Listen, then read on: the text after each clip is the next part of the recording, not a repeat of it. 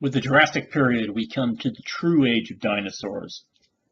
Or, and one of the big reasons for this is the changing conditions. At the end of the Triassic period, oxygen levels are relatively low because of the great Permian extinction that had occurred before.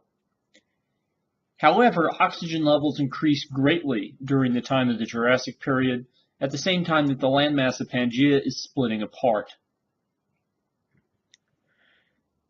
And it's the dinosaurs that begin to emerge and diversify to take advantage of this new environment.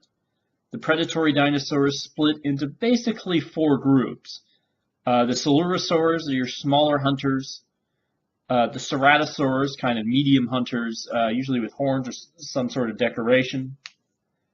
And eventually the Allosaurs. But it's the Scelidosaurs that start to do interesting things. And one of the things is that part of the Scelidosaur family starts to develop into what could be considered birds. In fact, Archaeopteryx is considered to be an early bird, although we now, from fossils in China and other places, we believe birds are even earlier than this. The problem is with these new predators, you need to be able to defend yourselves. So there were several ways to do this. Sauropods got big. Other dinosaurs developed armor. And some dinosaurs just became incredibly prolific. We'll be talking about the ornithopods and their success even later on in the period. But let's start with armor.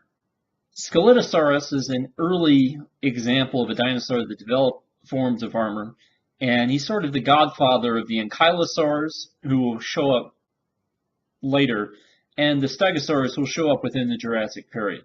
And you can see you just really don't want to bite on this thing. And that would lead toward creatures like Stegosaurus.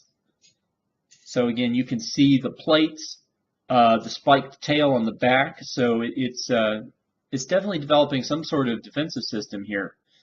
About 30 feet long, not a big dinosaur in the great scheme of things, but Stegosaurus became a popular body model.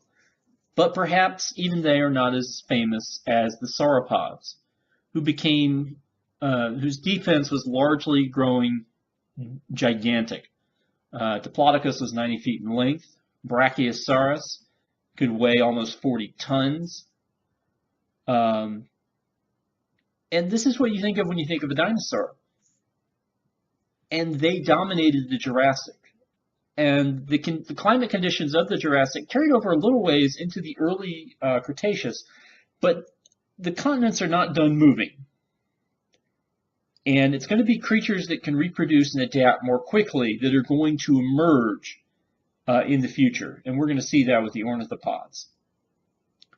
So, we're now truly in the age of dinosaurs. We're now into more diverse, bigger dinosaurs.